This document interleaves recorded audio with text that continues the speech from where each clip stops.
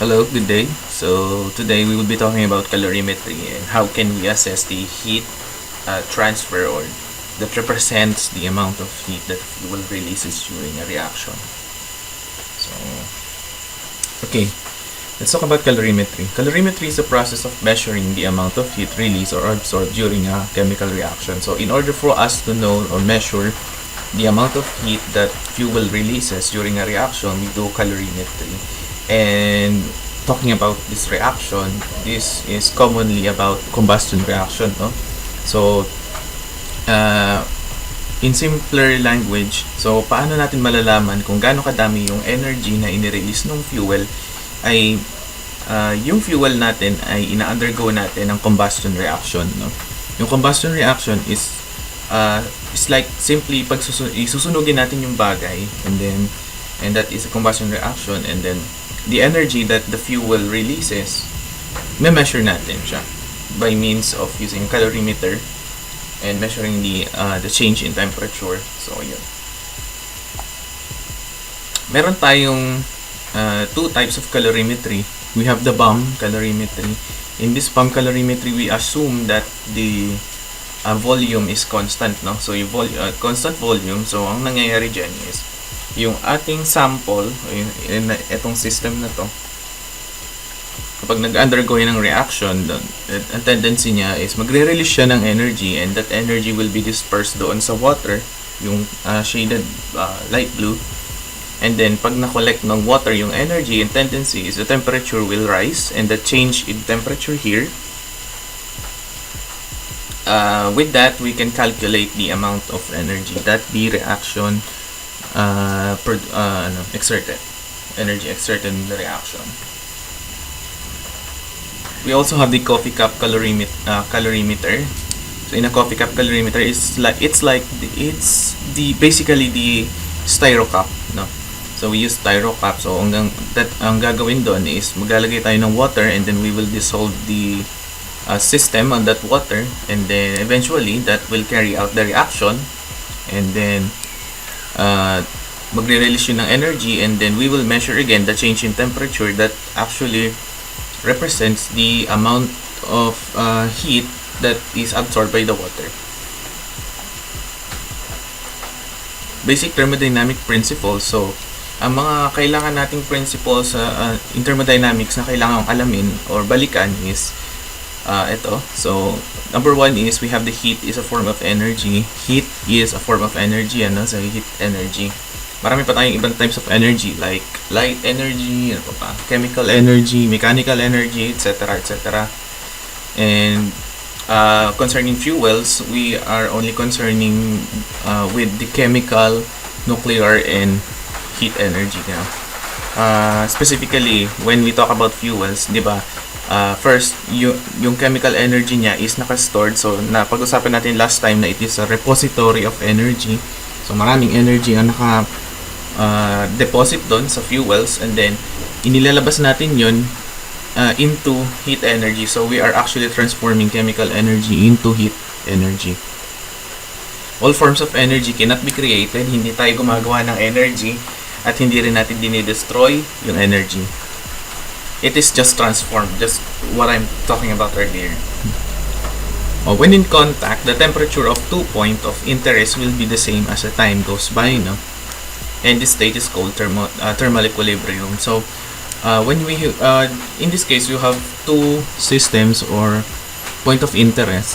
So, kapag if they were on contact with each other, and the tendency is one object will be transferring heat to the other, which is the colder one. So, pag-usapan natin yan in these coming slides.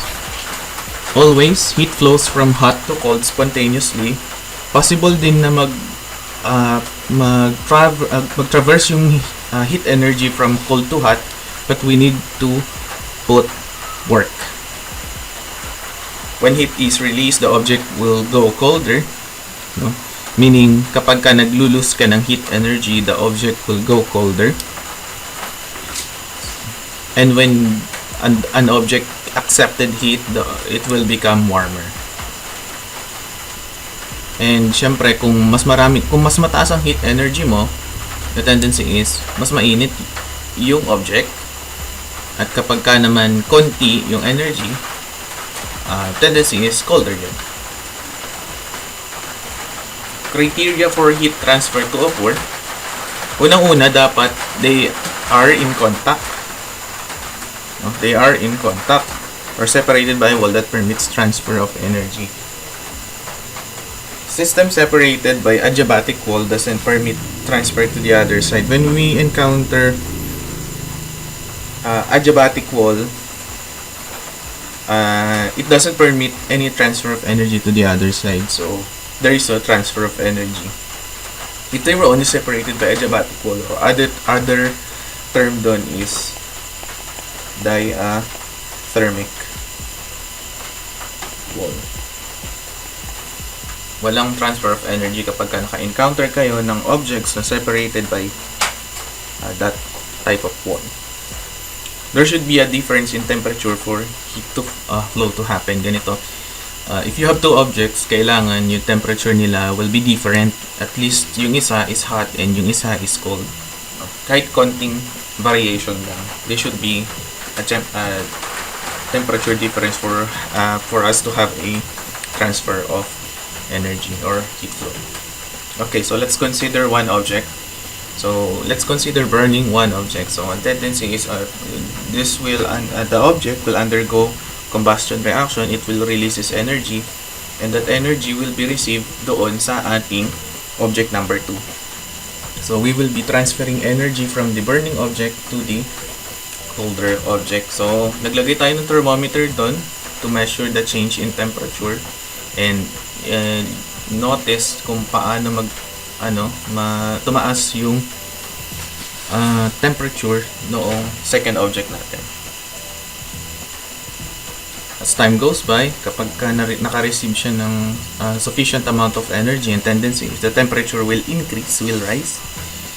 So tendency magiging mas mainit siya because it receives sufficient amount of energy. Heat is transferred and causing an increase in temperature. So, balikan natin. So, it started from a 25 degree Celsius temperature. So, apparently, tataas yon kapag naka-receive siya na sufficient amount of energy. So, tingnan din natin yung burning progression, 100%. So, 100% burn will also gives off sufficient amount of energy that will cause the second object, this beaker in particular, to increase in temperature. So the change in temperature is monitored by getting the final temperature. So in this example, final temperature natin here is the 100 degrees Celsius at saka yung initial temperature natin is yung kanina, yung 25 degrees Celsius. And symbolized by delta T. Delta T, this triangle here means delta. It means change. So, it means change. So, in order for us to get the change, so we need the T final minus T initial. Okay, so tingnan naman natin yung perspective nung binaburn natin, no? Alam natin na kapag when this object undergoes burning or combustion, it releases energy. And how can we determine that amount of energy? We need to account the mass, the amount of heat released per unit mass, which is a constant siya. Iba't ibang material, iba't ibang amount of heat released per unit mass. And how does the temperature change? So this is the delta T. And summarize in a reaction, in an equation rather, Q is equal to mc delta T, where m is the mass here.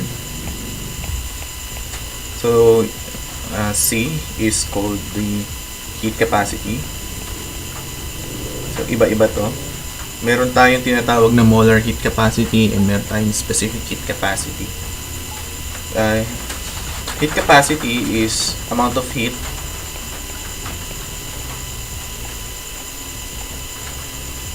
needed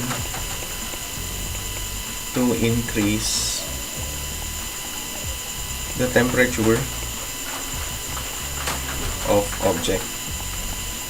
by 1 degree Celsius or 1 Kelvin. Increasing by 1 degree or 1 Kelvin.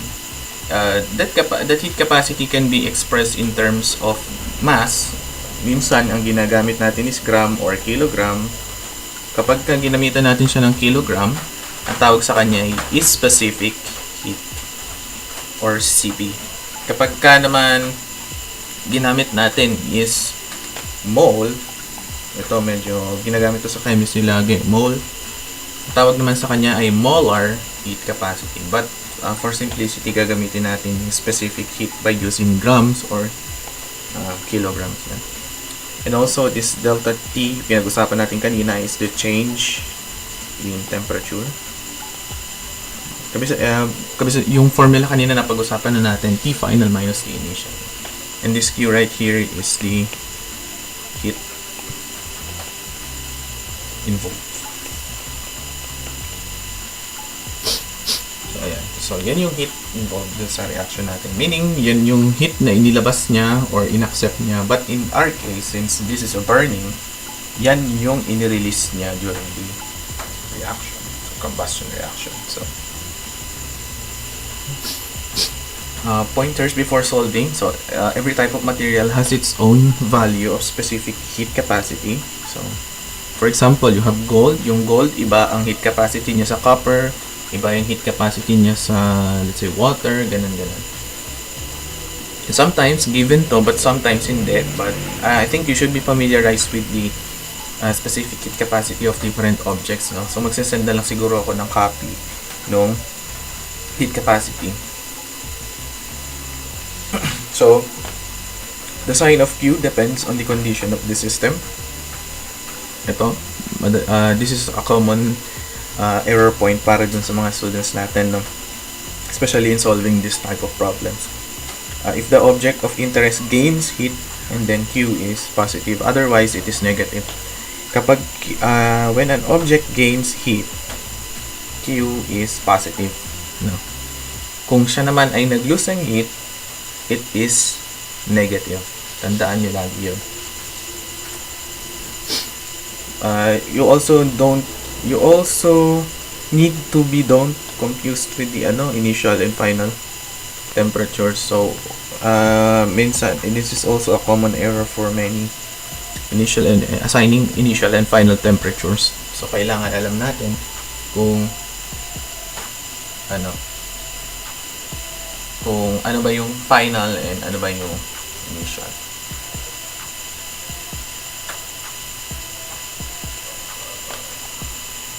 Okay, so let's proceed with the answering problems.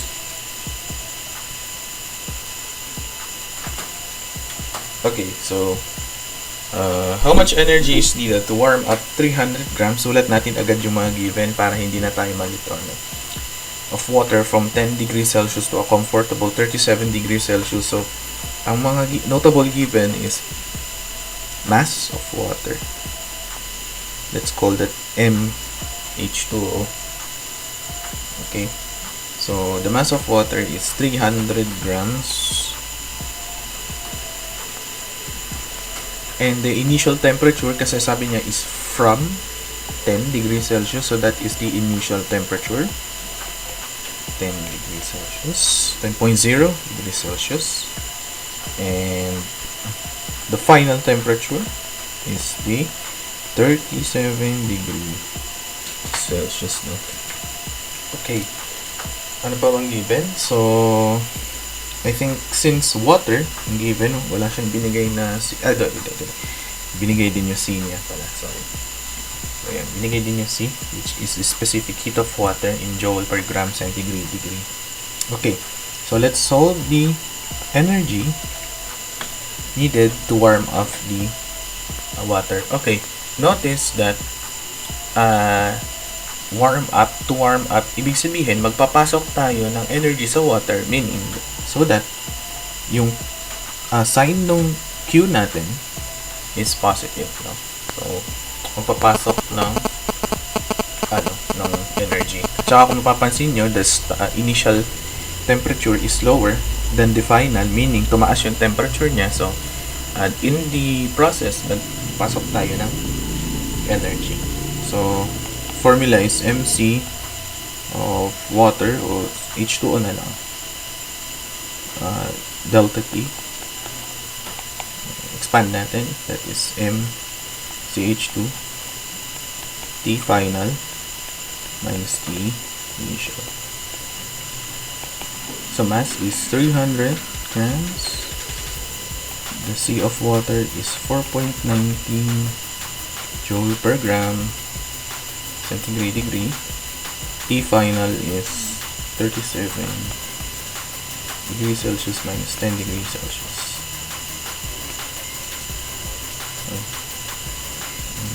So paano natin? So let's solve for that. It's 300 times 4.19 times 37 minus 10. So medyo straightforward siya, no? So in solving this type of problems, we need to first solve the delta T para maiwasan natin yung mga errors. Okay, so the answer is 33,939 joule. Ayun is joule. Or expressing this in three significant figures, we have 3.39 times 10 raised to 4 joules. That is the answer. Okay, next. How much energy is lost when 43 grams of pure copper that is heated to 120 degrees Celsius was cooled down in a water bath until it becomes 25 degrees Celsius, given that the specific heat of copper is 0.385 joule per gram centigrade degree. Okay, so sulat natin yung given. So you have 43 grams of pure copper, that is the mass of copper. It's 43 grams and heated to 120 was cooled down in the water bath until it becomes 25. Okay, so in this part, so the keyword here is lost. No. So meaning energy is lost during the process. So meaning ang inaasahan natin na value ng Q ay negative. The initial temperature here is higher, that is 120 degrees Celsius, and the final temperature here is 25 degrees Celsius. Yan. So yung inaasahan natin na value ng Q is negative. Okay, let's try to solve for this. No? That's Q is equal to MC Cu delta T. Let's try to solve this one out. So, yung mass ng copper natin is 43 grams. Ang Cu ng copper, ay 0.385 joule per gram centigrade degree, no? Delta T is 25 degrees Celsius. So, ayun, final natin is 25. Kung babasahin natin yung problem, minus 120 degrees Celsius. So let's try to solve. It's 43 times 0.385 times 25 minus 120. Okay, so the answer is negative 1572.725 joule, or expressing this in two significant figures, that is negative 1.6 times 10 raised to 3 joules. That is the final answer. Remember to always express your answer in lowest significant figures. In this one, 2 pinakamababang significant figures. Okay, so let's proceed with the third question. third question, predict the final temperature. So, ang hinahanap natin dito is final temperature. Given that there is a 3 grams of zinc, the mass of zinc is 3 grams. And is quench. Okay, so this is quench, meaning parang ibinabad o parang mainit siya tapos pinalamig. That is quenching, no? Pinalamig natin siya in water from the temperature of 250 degrees Celsius. So, in this process, so quenching, the T initial here is the 250 degrees Celsius. So, starting from hot, then it goes colder. So, 263, sorry, this is Q. Binigay yung Q is 263.25 joules is released. Ayan, take note ng mga keywords, release. So, when we have a release of energy, the sign is negative. Okay. So, let's try to answer this. Ang hinahanap is the final. Okay, so from the original equation, Q is equal to M of zinc, C of zinc, delta T. Expanding this equation, we have Tf minus Ti Q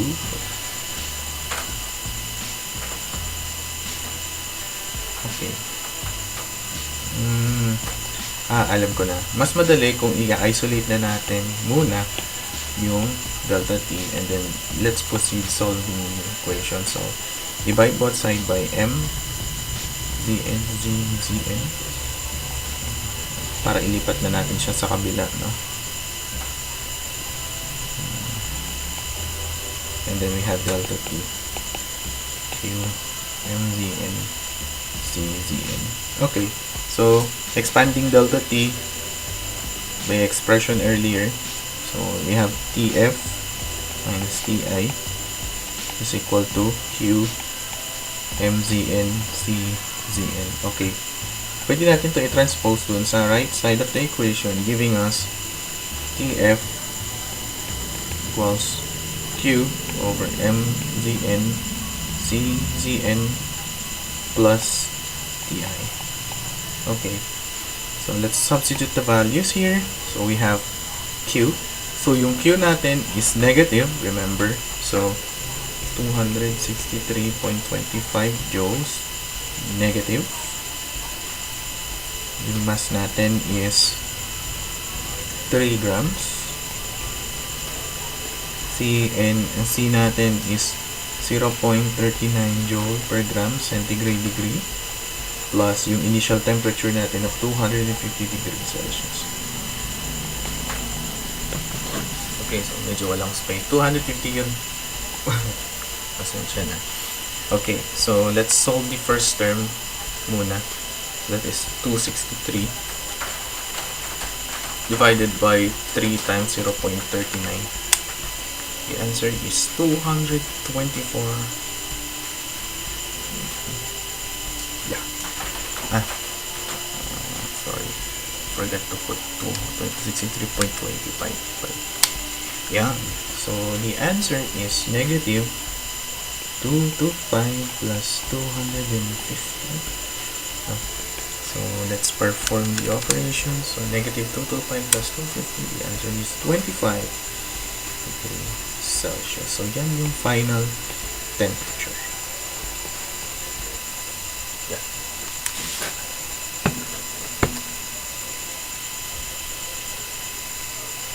Okay. Next, determine the identity of a material when it gains 33 joules of energy upon heating a gram of it from 25 to 100. Ito, medyo mahirap tong part na to because in this part, we need to first determine the identity daw. So, in order for us to determine the identity, we need to get the C. Remember na yung iba't ibang materials, they have different C. No? So, meaning, pwede natin tingnan yung C as their ID. Ano? So, C. Solving for C. Okay. So, given that cube gains the word is gain, so meaning we expect positive Q, so that is positive 33 joules. We also given a mass here, a gram, meaning the mass of the object is 1 gram. Starting temperature initial is 25 degrees Celsius again. The final is 100. Okay, let's start to solve for C. Okay, so C here is let's write the equation first. Solving for C, just divide both sides by m delta t. M delta. By the way, delta t is a single term. Hindi siya two terms. Magkasama yung delta at saka yung t. C is equal to Q and delta t. Okay, let's solve for C.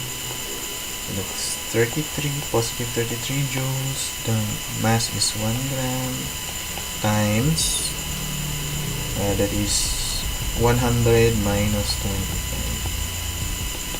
It's 33 divided by 1 times 75 minus 75. The answer here is 0.44 joule per gram centigrade degree. So that is it. Now we will look for an object that has C of 0.44 joule per gram centigrade degree. So we'll be back in a bit.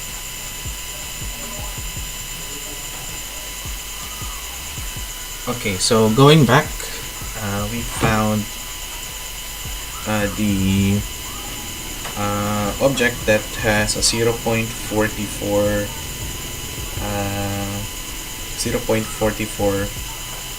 C. So we have nickel. So we have nickel with 0.44 C. So we can say that the object here is nickel.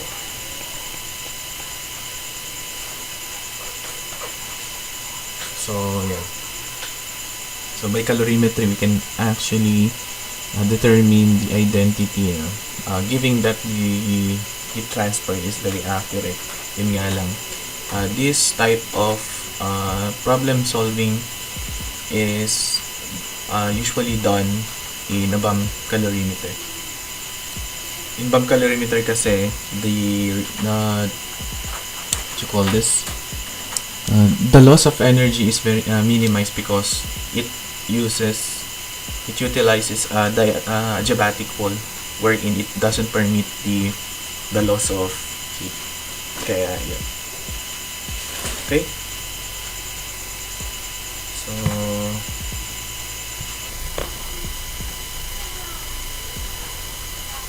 So let's talk about the state of equilibrium now.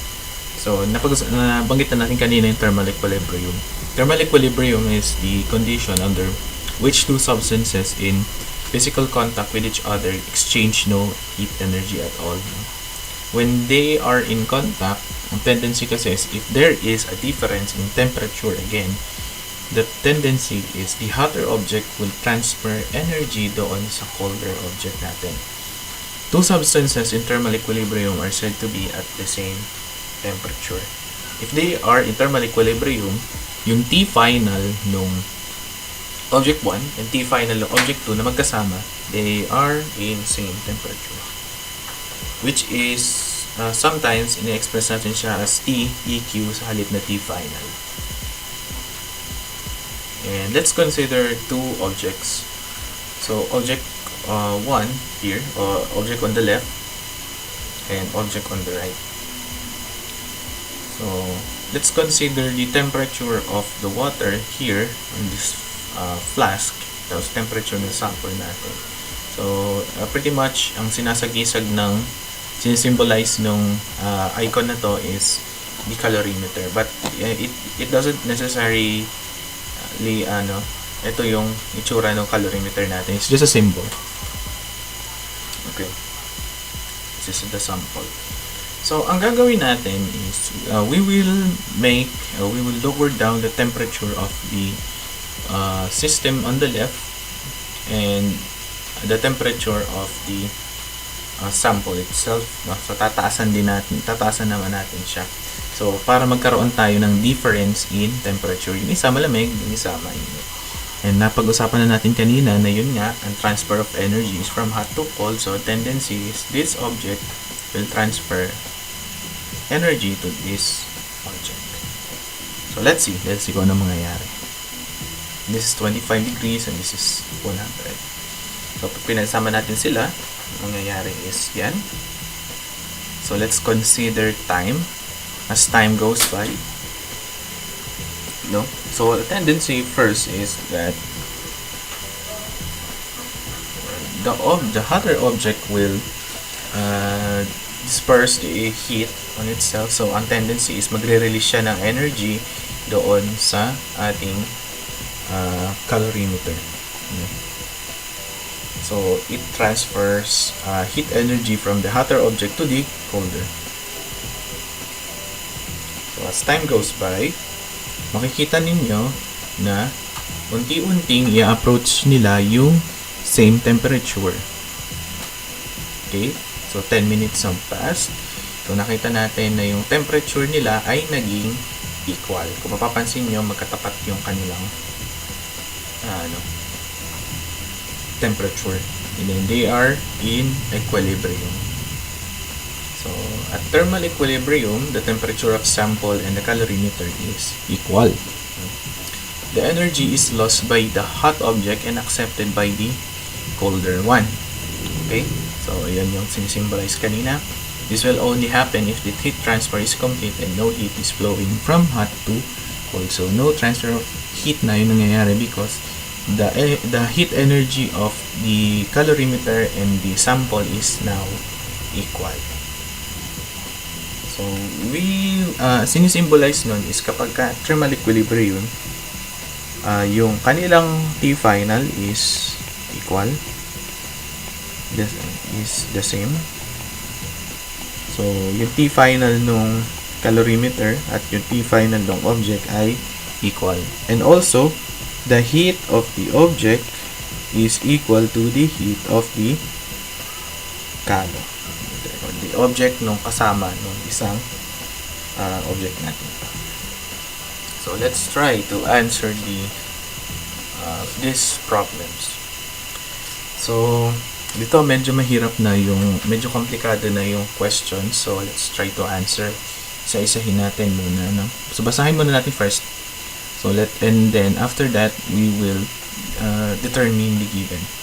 A 5 gram of gold sample was heated to 250 degrees Celsius. So, nag-heat tayo ng gold at 250 degrees Celsius. So, that is the initial temperature. No? After that, the gold sample was submerged in 150 ml with a density of 1 gram per ml of water for a certain period of time. So, dito, hindi tayo binigyan ng mass, pero binigyan tayo ng volume.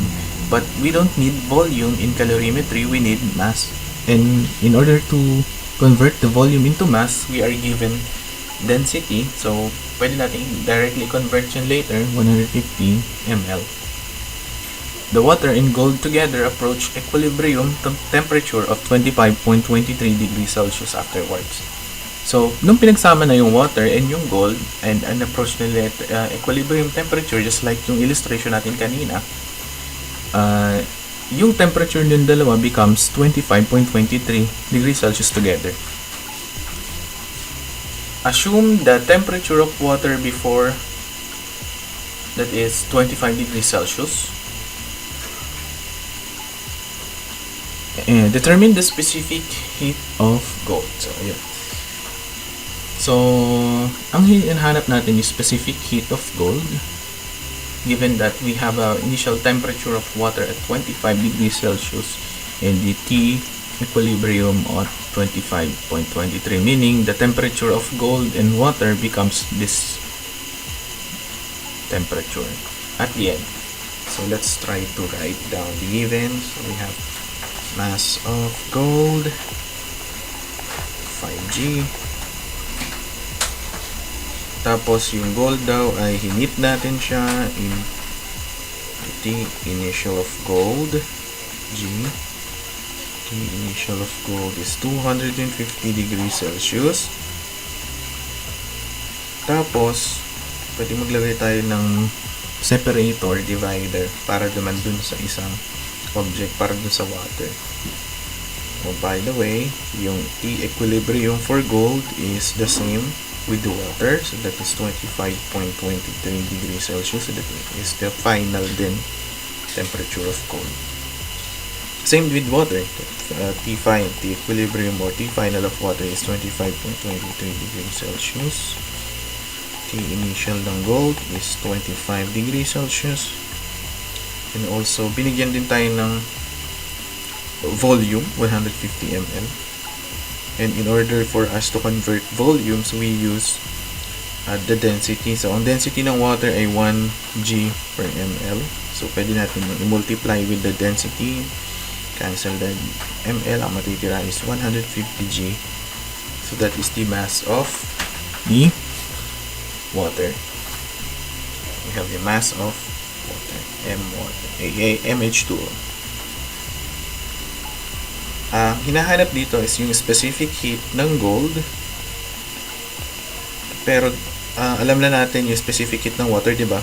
So specific heat of water is base dun sa mga previous problems, it is 4.184 or 4.19. Ay, yeah, 4.184. Ano? Use 4.19.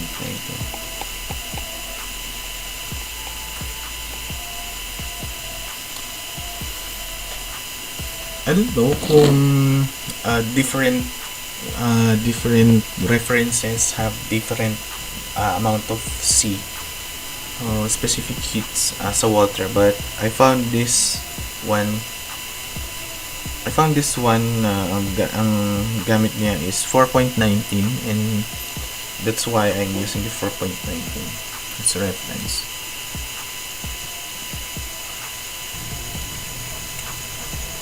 Okay. So let's try to solve for the C of gold. So let's equate the Q of the two. So that is Q of gold is equal to Q of water. Okay. Kung mapapansin nyo na i-assign na natin kung sino ba yung negative at kung sino yung positive. Kasi if we look at the picture here, let's try to illustrate the problem. So, if you have a vial contained, tapos may water dyan. So, that is 150 grams of water, no? So, tapos maglalagay tayo ng isang object. Let's say yung gold natin is konti lang siya. Yan. Yung yellow na maliit. So, 5 grams of that gold. So, yung gold is preheated within from 250 degrees Celsius, and then lumamig siya into 25.23 degrees Celsius. Remember that the final temperature of the water plus gold is 25.23. So, bumaba siya. Meaning, the gold here releases energy. No? Kaya negative siya. And kung mapapansin nyo, the water is starting from 25, naging 25.23, tumaas, meaning the heat is gained by the water. Kaya positive yung water. So, ayun, huwag tayong malilito doon sa mga pag-a-assign ng values, no? Yun, karaniwan nagkakamali ang pagsosolve. So, Q gold, Q water. So, let's try to answer. That is negative MC delta T. This one is for gold. And MC delta T for water. Again, gawin na lang natin suffix. Subscript pala rather. W at saka yung sa gold naman ay G. Para mas notable. Okay. So, ang kailangan nating i-solve here is yung G. CG rather. So, pwede nating gawin is divide both sides by mg delta t. Sama natin yung negative. And this negative, mapupunta siya dito. And also,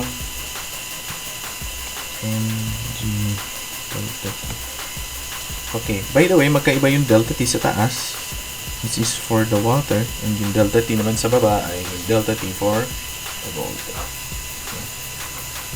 Kasi baka malito tayo regarding that. So, that is Cg is equal to mw cw delta tw mg delta tg. Okay, let's substitute naman dito. So, yung mass for the water is 150 g.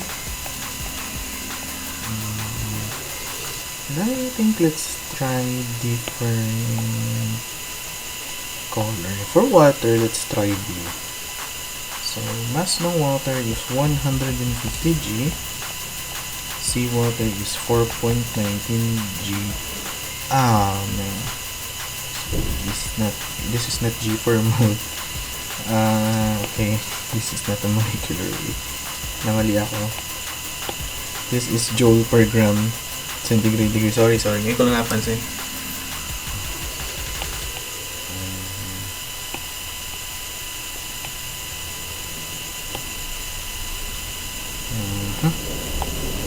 Joule per gram centigrade.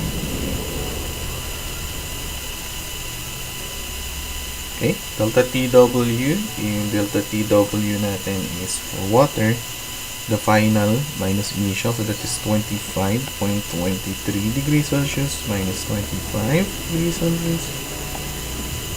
Del mg, the mass here is, the mass of gold is 5, so gawin natin dilaw yung gold, so that's 5 degrees Celsius, 5 grams pala rather, sorry.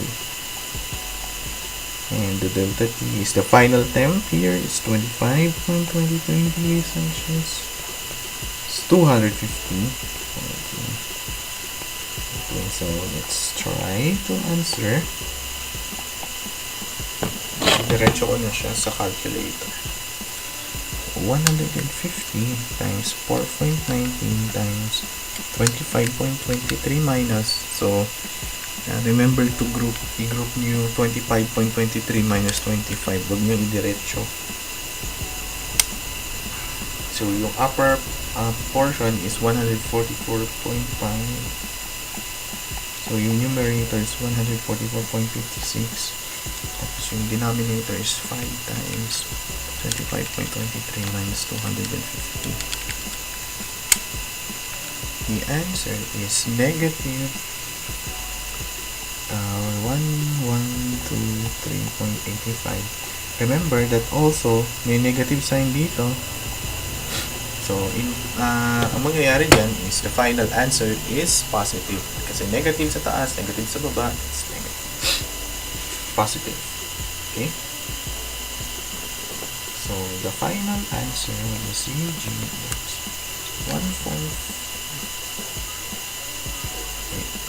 144.56 divided by 1123.85. The answer is 0.1286 joule per gram centigrade degrees.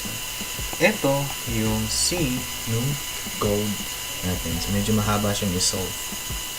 But, kailangan spot on yung ating pag-a-assign, yung pagde-designate ng ating mga variables, no? Especially yung T initial and T final. Also with the ano ba yung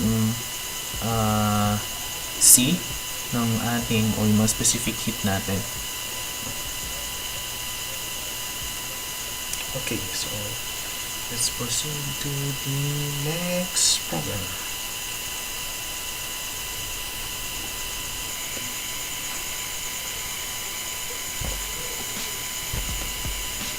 Okay, so let's go to the question number 2. How much heat is absorbed by 2.5 times 10 raised to 2 grams of water and 450 grams of aluminum can when they are heated from 10 degrees Celsius to 85 degrees Celsius. So kung mapapansin nyo, this problem, in the first place, magkasama sila and then they are heated together. So, in this type of problem, ang nangyayari is when they are heated together, titignan natin yung perspective ng water and the aluminum can itself. So, meaning, when we heat this together, the water gains energy and also the aluminum can. So, we will express the heat of the two by adding them. So, magkakaroon tayo ng expression na Q total. We can actually add these terms together, no? So, you have Q water. Pwedeng ano na lang to, QW. Mamaya gawin natin. QW plus Q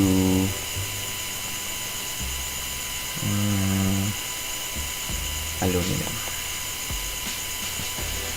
Okay, so Q total, Q water plus Q aluminum. And remember, they both gain energy, you know? So parehong positive yan. Okay, so let's write the given. So given tayo ng heat of mass of water, no? That is the mass of water, 2.5 times 10 raised to 2 G. And given din tayo ng mass of aluminum, which is 450 G. Okay. Given din tayo ng C of aluminum. So, 0.9 joule per gram centigrade degree. And they are both heated from 10 degrees Celsius to 85 degrees Celsius. So we can assume that first, they have the same initial temperature since magkasama na nga sila in the first place, no? And so, ang mangyayari dyan is the T of water here is 10 degrees Celsius. Initial. This is the initial. T final is 85. The same with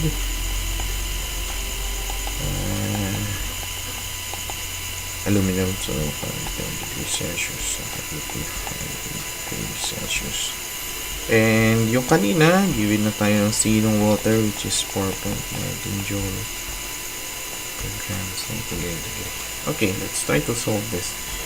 The total heat of the system is the sum of the Q and of water and Q of aluminum, no? So that is the MW na lang for water, CW delta TW plus ML CL delta TL.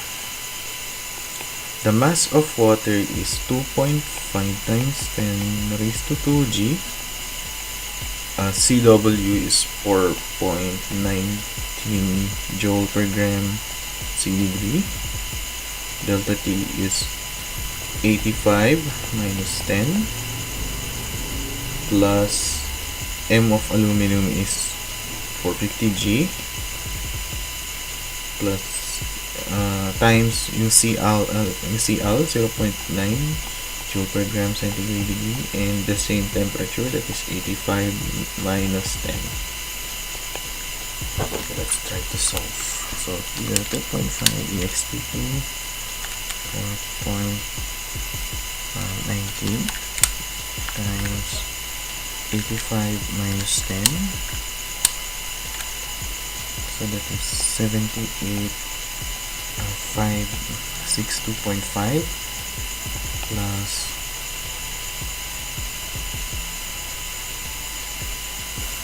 next is 450 times 0.9 times 85 minus 10,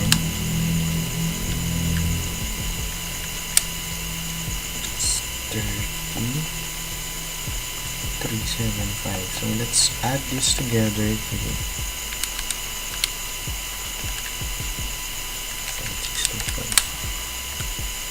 The answer is 108,937.5, or 1.09 times 10 raised to 1, 2, 3, 4, 5 joules. That is the total Q. No? So, kailangan intindihin natin yung problem mabuti, no? Hindi ito katulad nung solving natin nung first try, kasi ang nangyari is first you have in the first question, no, you have your object 1 and object 2, yung isa heated, and then you add that to the object 2. So in this, in the from the start magkasama na sila, so they are heated together from 10 degrees to 85 degrees. So pretty much the same temperature from start to finish yung water and the aluminum can here. So yeah. Okay, so next, determine the temperature change of water when 5 grams of copper, which is heated first. I think it is heated first, no, to 241, was added to 50 ml of it. So 50 ml of water is given. The specific heat of copper is 0.382 joule per gram centigrade degree. The equilibrium temperature was found to be at 28.3 degrees Celsius. So let's try to write the given. So lagay tayong divider para di nakakalito. And for water, for copper muna, so the mass of copper, MC na lang for copper. Cu pala. Cu is the atomic symbol for copper. Is 5 grams. Tapos heated to 241. That is actually the initial temperature.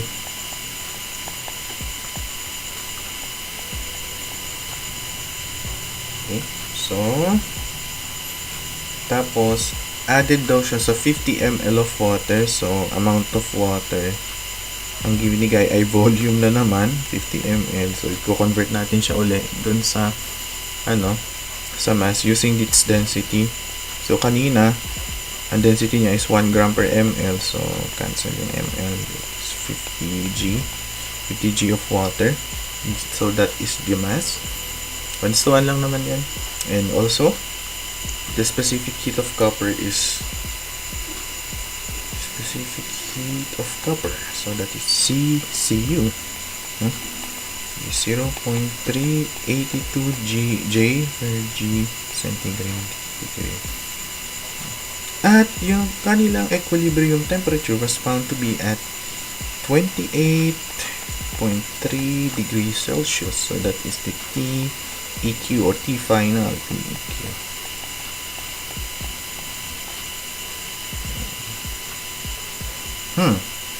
So, ang pinapahanap sa atin is the temperature change. So, ang hinahanap natin yung temperature change ng water, which is delta T. No? Okay. So, by the way, yung C ng water, which is known naman, C of water, CW na lang, no? C of water is 4.19 joule per gram centigrade.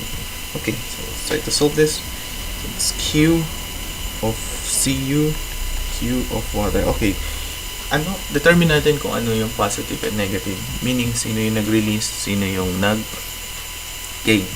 Okay, so by reading this, determine the temperature change of water with 5 grams of copper, which is heated from 241.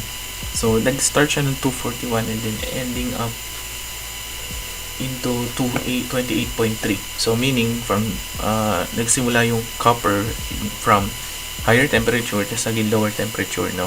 So meaning it releases energy. So when it releases, tendency is negative siya.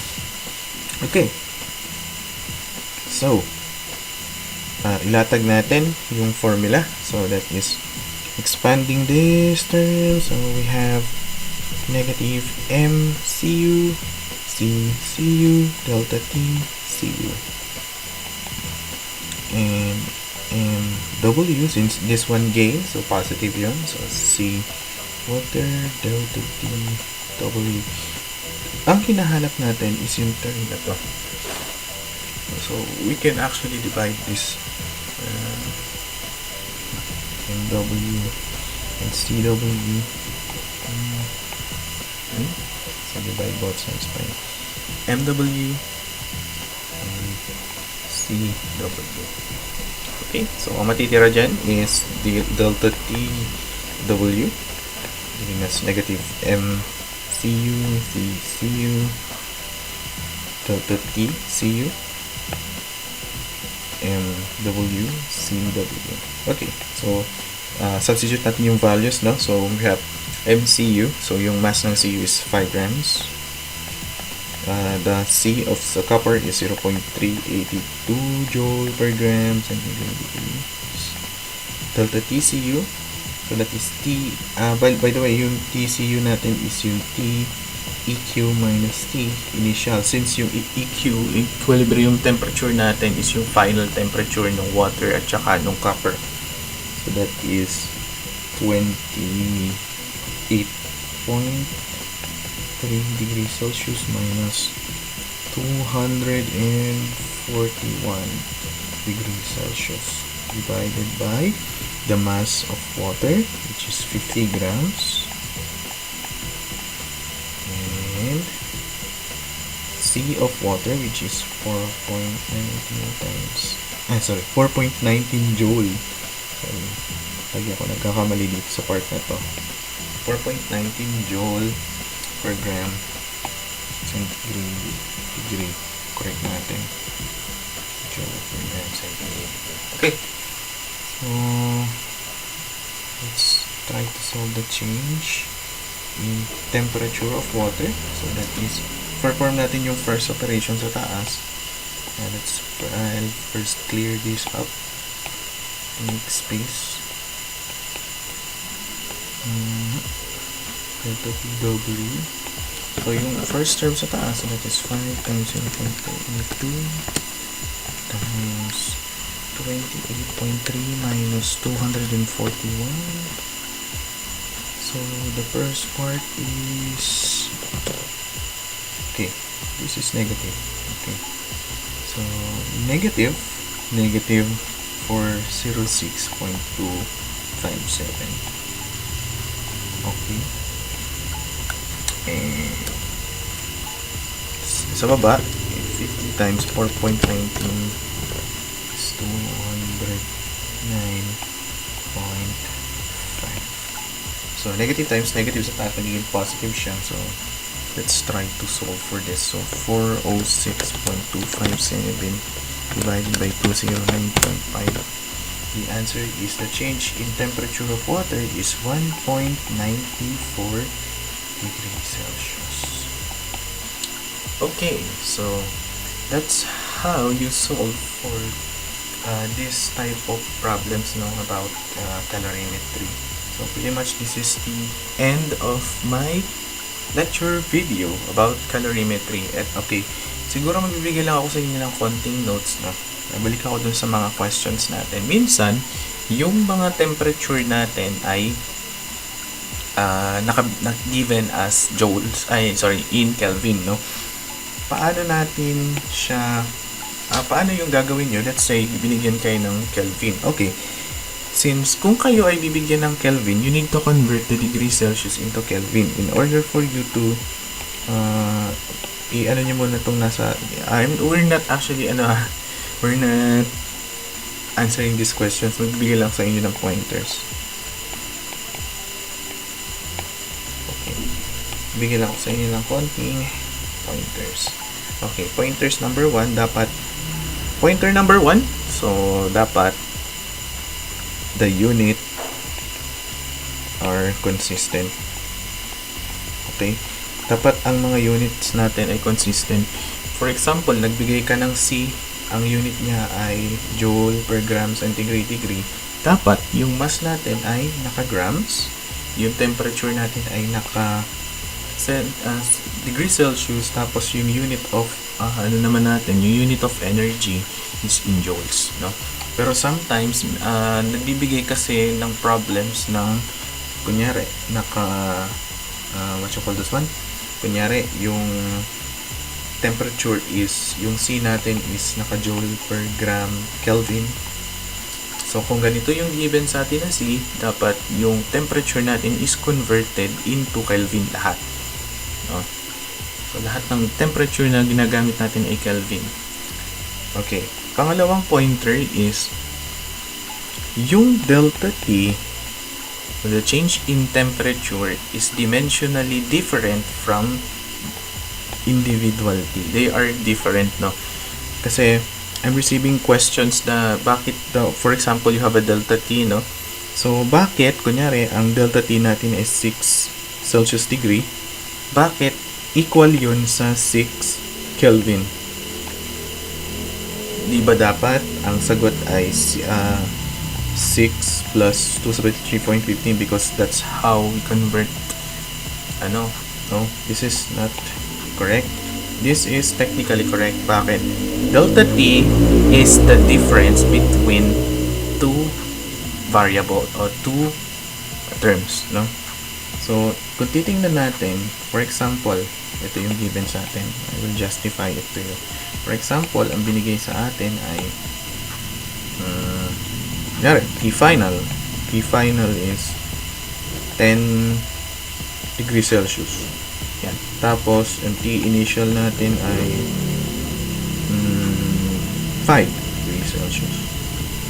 Okay. So, yan. Yung mga temperature natin. So, kung susolve natin yung delta T niyan, the delta T is, pag ma-minusin mo, so that's 5 degrees Celsius. Celsius degree.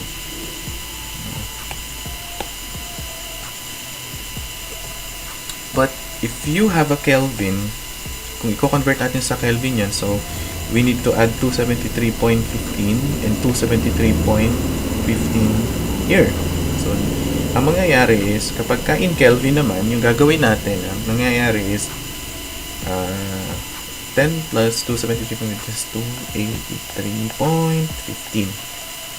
And then we also add 5, so that will make it 278.15. Kung ima-minus mo yung dalawa na to, which is both in Kelvin, mapapansin nyo that ang answer is the same. Because delta T is dimensionally different from individual T's. So that is one pointers, no? Kaya wag nating pinag-mistake na yung single temperature is the same with the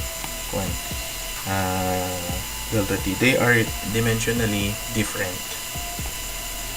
Okay, so ano pa ba? So yun, dapat yung unit natin ay consistent. O sometimes, eto pa, sometimes yung joule is ine-express natin into kilojoules, no? Sometimes ine-express natin siya in kilojoules. 1 joule